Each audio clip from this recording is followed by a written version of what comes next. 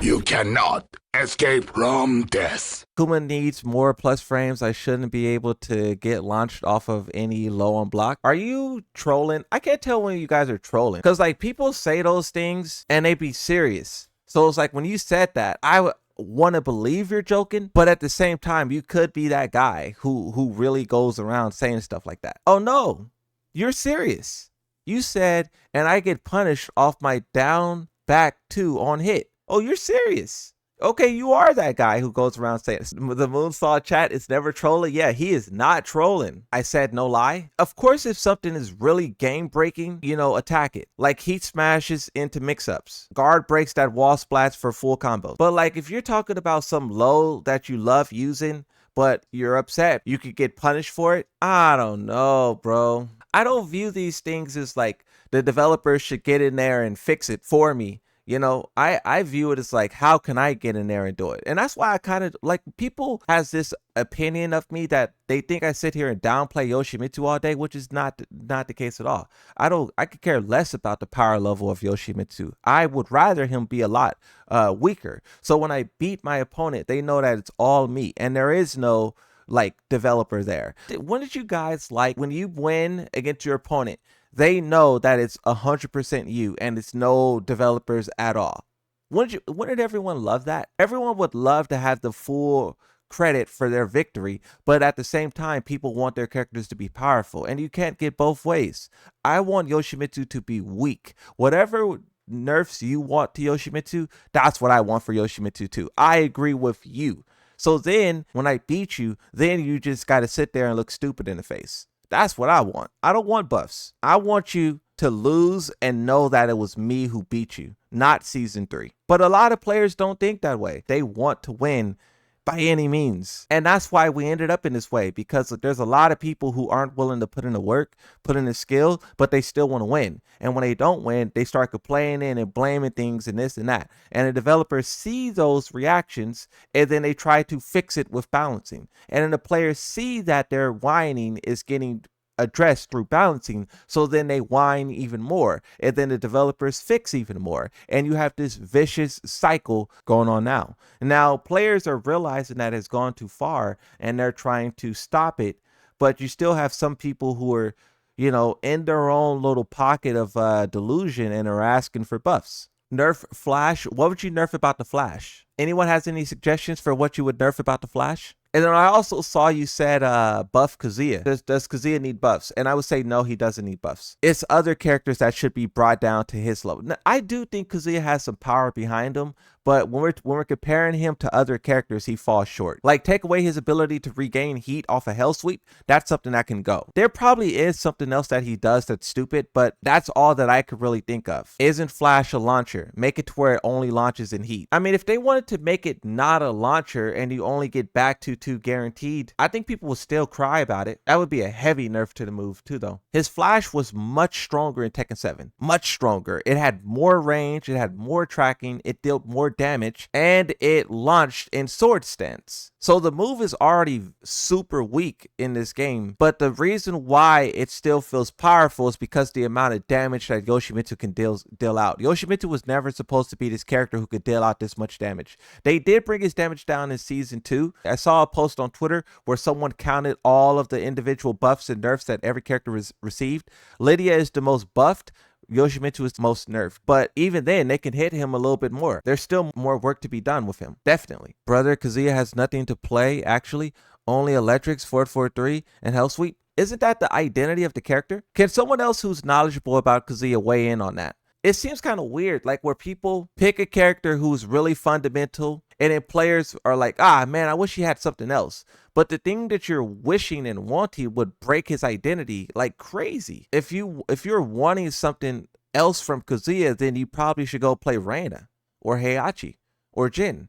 Because Kazya, to my understanding, he's supposed to be that way. If you think the bears could buff, then you don't know the bears. What buffs are you guys specifically looking for? Or are you guys just generally wanting buffs? Kazya frames are bad compared to others? Isn't that what Kazya is supposed to be? He's supposed to be a high damage character with bad frames, risky tools, but with skill and fundamentals you kill. That's why in season 2, they gave him that what was it, sidestep 2 or up forward 2 or what was it? They gave him that move that tracked both directions, and people were hot about that. They was like, this is killing his identity. You got to get that out of there. That people were mad that they buffed him like that, because he is not supposed to do those things. Just how Yoshimitsu is not supposed to have high damage, because he has high launcher and a 4-4-3 or mid launcher, nothing more. Bro, I play Kazya and I enjoy the challenge. Everyone should be almost as equal to punish. I disagree. Unless they have the same move, like Hell Sweep, all Hell Sweep should be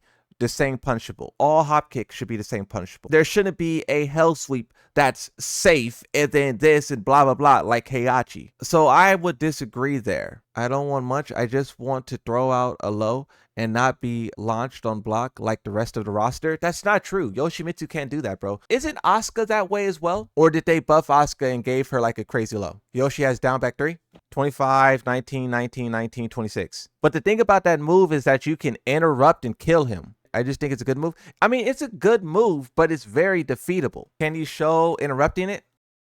I don't know what her other move is, but that move right there is working. You could just counter hit him. You could do that move. You get counter hit. Something could be punishable and still good, like the Death Fist. No one would classify the Death Fist as bad, even though it's launch punishable. Bad is not the argument. Punishable is. And just because your move is punishable doesn't mean it's bad. Exactly like the Death Fist, exactly like the Bear lows, exactly like Yoshimitsu's lows. There's a lot of things in the game that are punishable, but it's still really good. And that's where I think you guys get it wrong. Just because you're getting punished doesn't mean that the move doesn't have his strengths. Brother, I didn't even say that he's weak compared to other characters. He's just, his frame data is just bad. The devs makes these characters OP so people pick them. Why do you think Kazya is so strong in an online sense? Because if you want to call Kazya weak, you have to be talking about it in a tournament level. And if you're talking about tournament level, then in my opinion, you should be tournament level. There's no way that an online player is arguing about tournament viability. So are people arguing against that idea? I think people just want buffs for their characters and they are trying to justify it. The bear main wants his lows to be safe so he could just use it willy-nilly without consequence, without risk. And that's not how it should be. Why is nobody playing Kazya or Devil Jin in tournaments? Explain. And instead you see Yoshis and Asukas. What rank are you? Kenshin? Like, bro, you're a Kenshin player. You have blue rank players who are using what happens in tournaments as justification for them. The reason why Kazya and Devil Jin are bad in tournament is because they are high risk, high reward characters. Hi, Olivia here. Please buff Eddie Hughes. He's my favorite character. Who? Don't y'all be donating and having Olivia say these things, bro. Kenshin player. Okay, look, let me not call him by his rank. Kazya main. The reason why Devil Jin and Kazya are not used in tournaments is because they are high risk, high reward. With how strong other characters are, the reward isn't as good as it should be. Other characters, let's use Yoshimitsu as an example. Yoshimitsu's damage needs to be brought down even more so a high risk reward character like Kazya can shine. The reason why high risk characters are not played in tournaments is because exactly that. Most people who dominate tournaments are Koreans, Pakistanis, Japanese.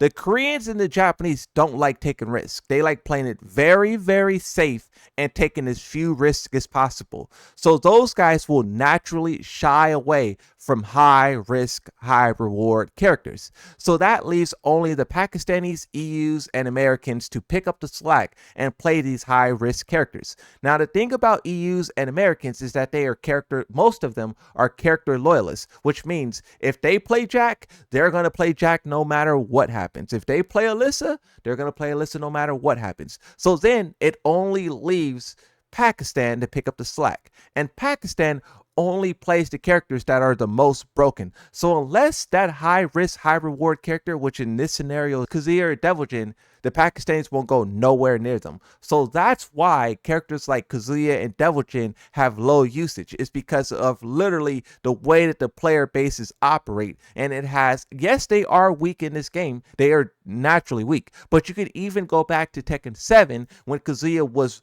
more stronger. If you watch Main Man, you saw the type of damage he was able to dish out.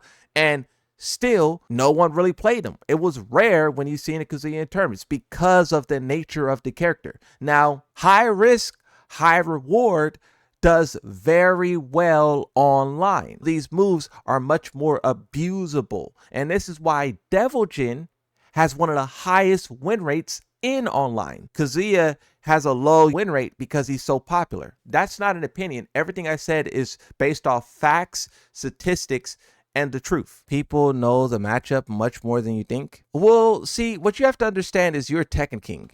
Tekken King players should know the matchup, and I would argue no, they don't. So this is the current win rates, and you can see Devil Jin is right here where my mouse is at. So when you guys say that Devil Jin isn't an effective character online, it's literally not true. Devil Jin's right here in Tekken King rings, so he's still doing better than half of the roster. Fujin, Devil Jin is here. Mighty Ruler, Devil Jin's even higher. It just means that Devil Jin's mains are putting in work. Yeah, see, that's cope. Kazya is last. Yeah, and I explained why Kazya is last. It's because how popular he is, just like Reina. And there's a lot of new players who like those characters. Online win rates is probably the best metric. Yeah, and you could literally filter it by, let's see what's the most effective character in Asia. Zafina.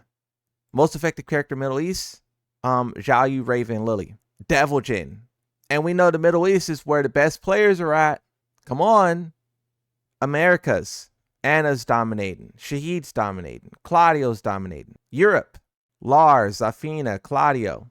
Oceania, also Devil Jin. Asia, also Devil Jin. So going back to the guy who was saying that Kazya is weak because he's not being used in tournaments, look at Yoshi. If I was to make that same argument about Yoshi or Alyssa, you would strongly disagree. This is what the top 20 players on the leaderboard, this is the characters they pick. So I could be like, oh, no one on the top 20 leaderboards is the Yoshi main. He's terrible. When you do it for a character like Kazya, you guys could kind of like sneak by on that claim. There was a video asking the pros on what to nerf. Most said Yoshi. Well, you know the pros can't be trusted, right? In these top 5, he didn't put Brian Fury. You're basing your arguments off of feeling, ideas, theories. I am showing you raw data. I showed you win rates. I showed you tournament placements. I showed you data.